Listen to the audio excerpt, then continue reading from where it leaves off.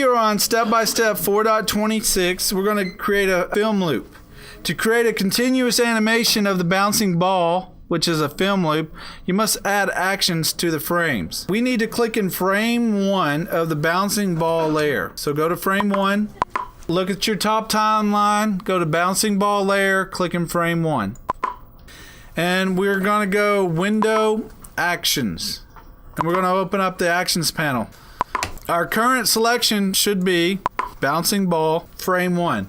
In the Actions toolbox on the left side of the Actions panel, make sure Global Functions folder is open. So you got Global Functions. And then open up the Timeline Control folder. And in the Timeline Control folder, still make sure that your current selection is bouncing ball, frame 1.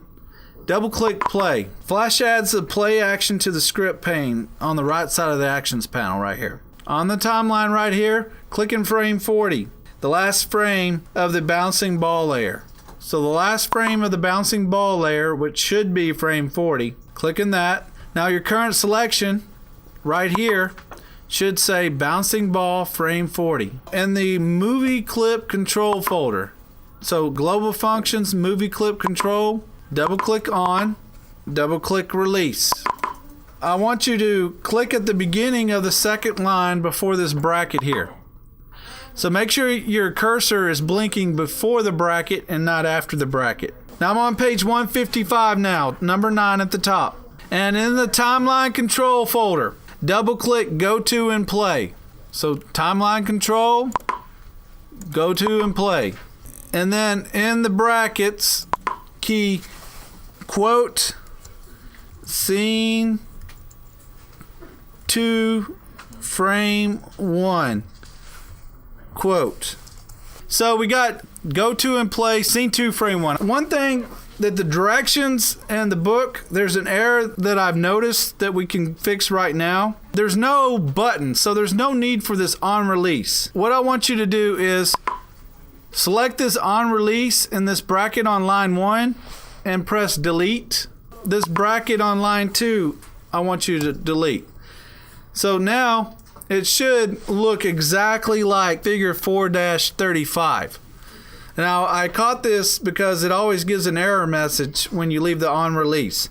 And then I looked at the directions here, and on this example in figure 4-35 they removed it. That's what we're going to do. It just now on line 1 it should just say Go To and Play, and the brackets and quote Scene 2, frame 1.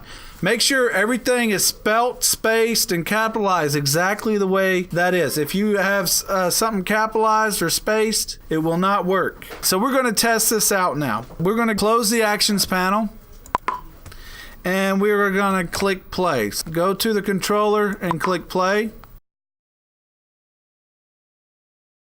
And it should tell it to go right back to Scene 2, frame 1. Now you remember we named this Scene 2, frame 1 right here. So here I'm going to hit pause. So let me explain a little bit what that action did. So in this last frame right here, it's telling the playhead Go To and Play, Scene 2, frame 1. We labeled Scene 2, frame 1 right there. So it's telling it, basically it's looping around back and forth. Now save your work. File, save. And we'll continue to the next step.